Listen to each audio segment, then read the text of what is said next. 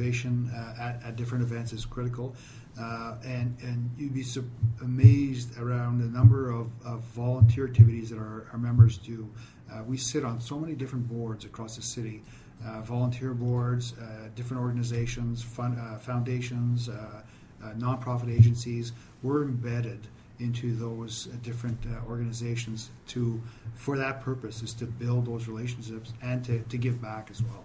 Oh, that's absolutely wonderful.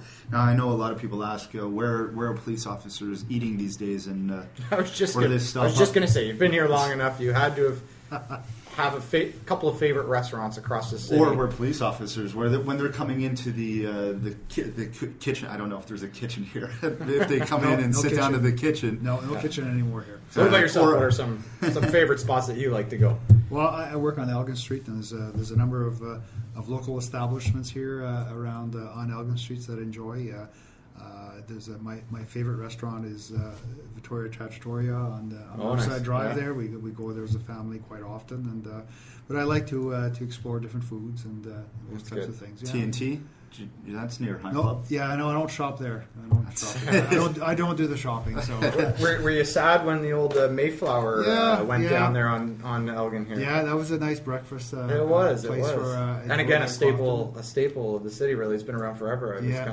I was sad to see it go too, but now can we quickly get an update on the Ottawa Police website? I know a lot of people probably have been trying to go to that because it's on the side of the building right now, and there's been some problems lately with that. Can you talk on any of that? Yeah, we're working hard at bringing back our website up, and what we want to do is to make sure that when it comes up, it stays up. Yeah. So many people would know that the Ottawa Police website and the City of Ottawa website were subject to a DDoS attack or a denial of service type of attack by an individual or individuals, and we made the decision to take our website down until we were sure that when we bring it back up, it's secure. So we are conducting a criminal investigation into that matter as far as those responsible for that, and so I can't comment any more on that. But as soon as our website is back up, people will see that. And it's just advances in technology and keep advancing in security. I guess that's absolutely, and I think it's technology is impacting all of us, and this is an example of that.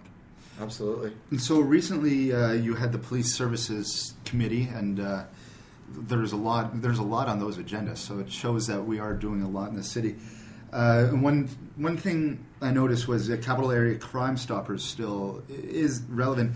Are you still finding Capital Area Crime Stoppers relevant, or are you seeing Ottawans become more afraid of neighbors, or because sometimes they don't want to report something, they don't know if they should report something, they don't know the repercussions, or sometimes they're afraid because there's a lot of movies out there now and a lot of that paint, and if they're watching all these movies, they're like, no, I don't want to get involved with that.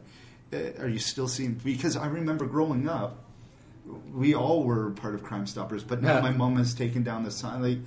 So I just want to know the general consensus. So Crime Stoppers is exactly for that. It's a program where anybody can call, and it's your anonymity is guaranteed, and you can even collect a reward for any information that leads to the arrest or charge of an individual. So if you know something about a crime that's committed and you have that information, even if you don't know if it's a crime. Yeah, so I don't know what. Absolutely, But if your anonymity is a concern to you, Crime Stoppers is there. We understand that people are fearful to report information that they may have. And I'll use the example of gang activity and shootings and those types of things. There's some legitimate concerns that some individuals are fearful for their life or their safety because they know the gang members and the gang members have threatened them. You call the police, we're going to hurt you, we're going to do this. So Crime Stoppers is that avenue where you're guaranteed anonymity, and you won't be called to testify, you won't be called to go to court.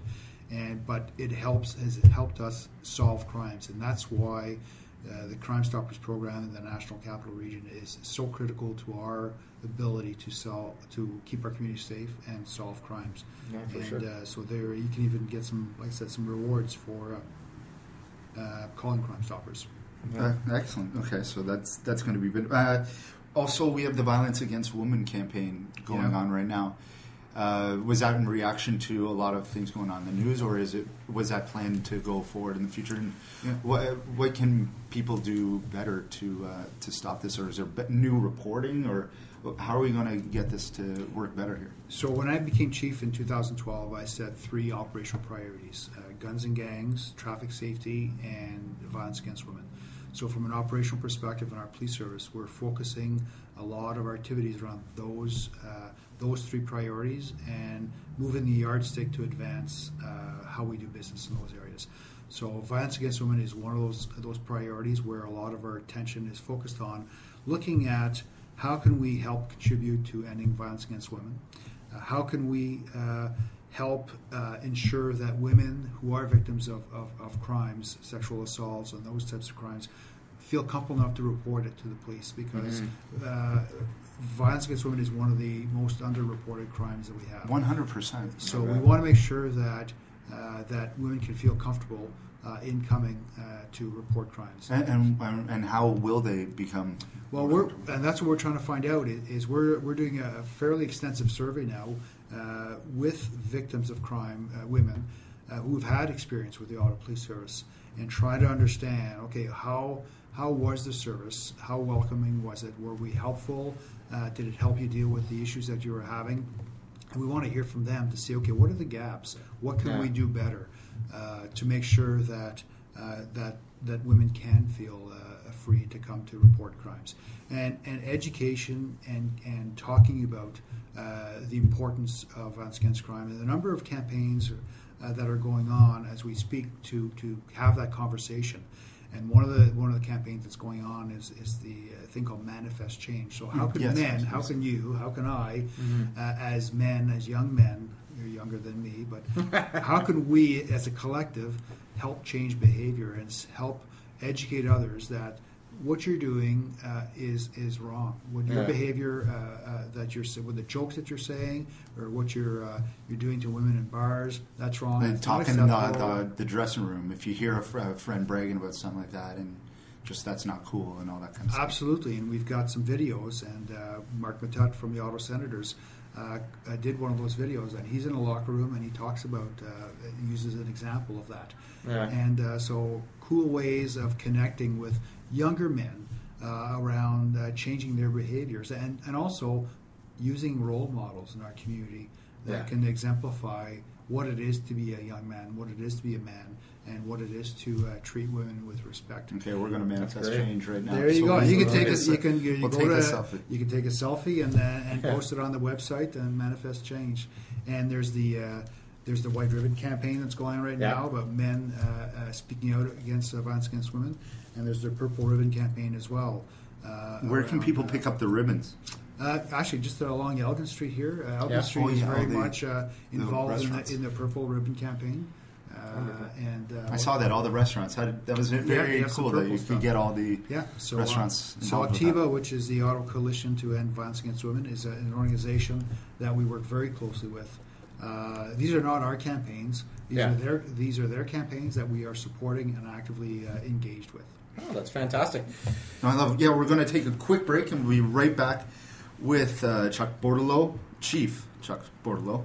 And we're going to listen to Jen from Foodie Prince, and then one more song from Emmas Ringer, and we'll be right back. Thanks, Nick and Andrew. I'm always on the lookout for something fun and relaxing to do. So if you don't have anything planned for this evening, but want to have a good time, hang out with some friends, but also do something charitable, then consider Lower Town Brewery's Movember Saloon. Featuring live music with arm wrestling competitions, poker and blackjack tournaments, food, whiskey, and craft beer, this sounds like a really awesome way to help raise money and awareness of men's health issues, such as prostate cancer and other male cancers.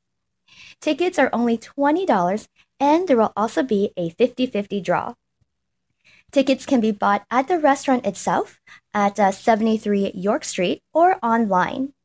So go to lowertownbrewery.ca and scroll down for more info and to purchase your online tickets. Don't forget, bring your best mustaches and The event starts from 7 p.m. until 11 p.m.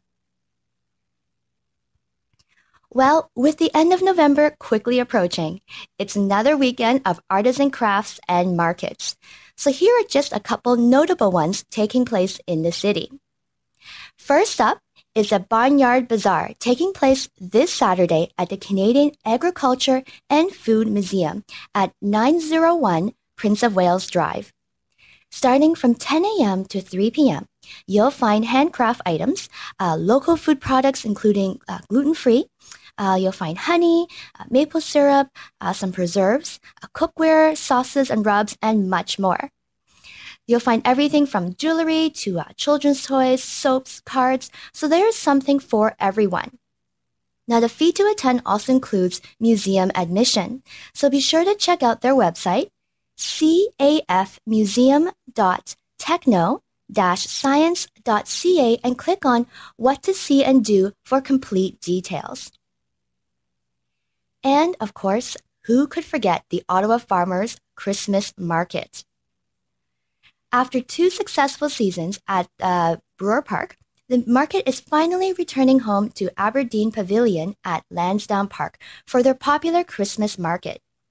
Starting this Sunday and running the first 2 weekends of December, it's your one-stop spot for great gifts, whether you're looking for stocking stuffers or even gifts for your host and co-workers. And I'm sure you'll also find some great ingredients for your holiday dinners and entertaining. Its hours are from 9 a.m. to 3 p.m. Now, admission is free. However, if you're worried about parking in the Glebe, you can take advantage of their free shuttle bus service from Brewer Park to Aberdeen Pavilion between the hours of 7:30 a.m. to 6:30 p.m. on market days. The shuttle bus will depart every 20 to 30 minutes, excluding 12:30 to 1 o'clock. Parking is free at Brewer Park, or you could park at Carleton University, but that will cost you $3. For more information, you can go to the ottawafarmersmarket.ca and scroll down the page a little to find their event Christmas Market. And that's it for this week. Have a fantastic weekend.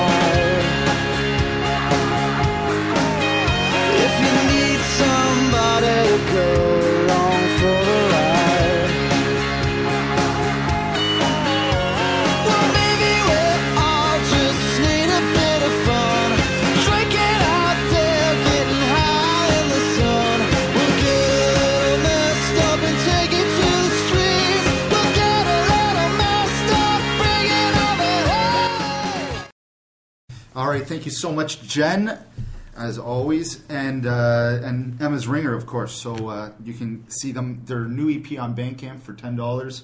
An excellent group for sure. So another campaign that's heavily involved, which I love, is the especially at this time of year. This is, I guess, when it's the most important.